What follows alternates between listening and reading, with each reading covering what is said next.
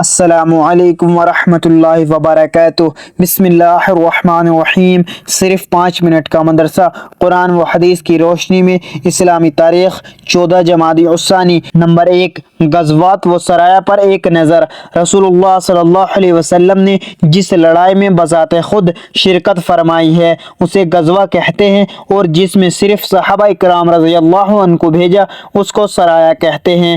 آپ صلی اللہ علیہ وسلم ہمیشہ دشمنوں کے ساتھ صلح کے خواہش مند رہتے تھے۔ مسلمانوں نے جنگ کی کبھی بھی ابتدا نہیں کی، بلکہ خود دشمنوں نے حملہ کیا یا حملے کا ارادہ کیا تو مسلمانوں نے اس کا مدافعانہ جواب دیا۔ اسلام کی تمام جنگیں اس بات کی شہادت کے لیے کافی ہیں کہ آپ صلی اللہ علیہ وسلم کے غزوات کی تعداد 27 اور سرائے کی تعداد 43 ہے۔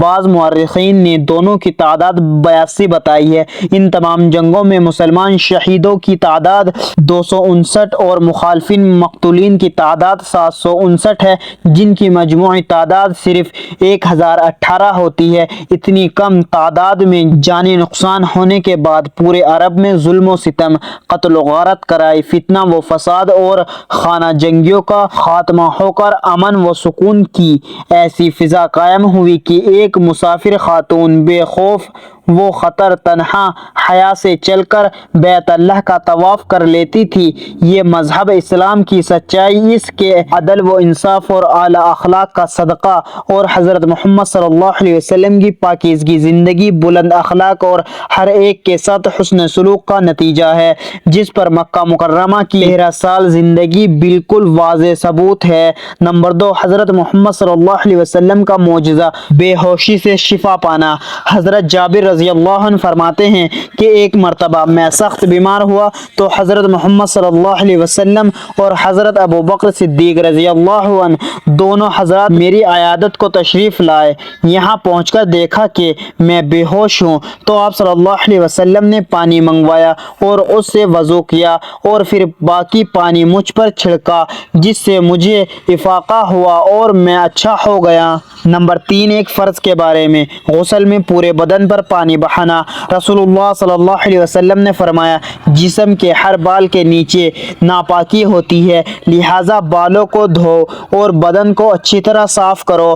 فائدہ: غسل میں پورے بدن پر پانی کا پہنچانا فرض ہے، اس لیے خصوصاً سر کے بالوں، داڑھی وغیرہ کی جڑوں میں پانی پہنچانا چاہیے، اور عورتوں کو اپنے بالوں کو کھول کر غسل کرنا چاہیے تاکہ پانی بالوں میں پہنچ جائے۔ نمبر 4، ایک سنت کے بارے میں، وضو کے بعد کی ایک خاص دعا۔ آپ صلی اللہ علیہ وسلم نے فرمایا، جو وضو کرے اور یہ دعا پڑھے تو اسے ایک کاغذ میں مہر لگا کر اس کا بدلہ دینے کے لیے عرش کے نیچے رکھ دیا جاتا ہے، پھر اسے قیامت تک کوئی نہیں کھول سکتا۔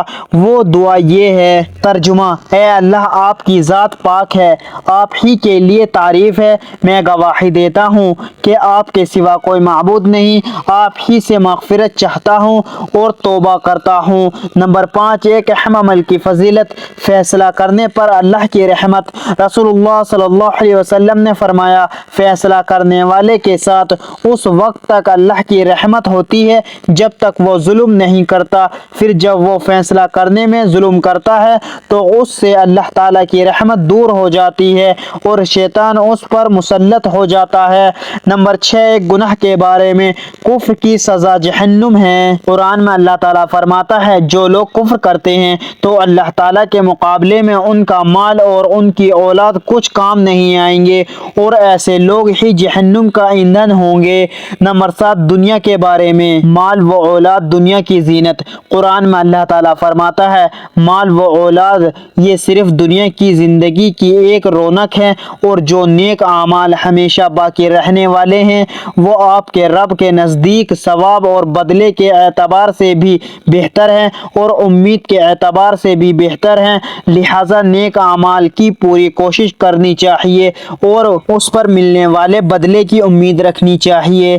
نمبر 8، آخرت کے بارے میں، قبر کی پکار۔ رسول اللہ صلی اللہ علیہ وسلم نے فرمایا، قبر روزانہ پکار کر کہتی ہے، میں تنہائی کا گھر ہوں، میں مٹی کا گھر ہوں، میں کیڑے مکوڑوں کا گھر ہوں۔ نمبر 9، طب نبوی سے علاج۔ بڑی بیماریوں سے سے حفاظت۔ رسول صلی اللہ علیہ وسلم نے فرمایا جو شخص ہر مہینے 3 دن صبح کے وقت شہد کو چاٹ لے گا تو اسے کوئی بڑی بیماری نہیں ہوگی۔ نمبر 10 نبی کریم صلی اللہ علیہ وسلم کی نصیحت۔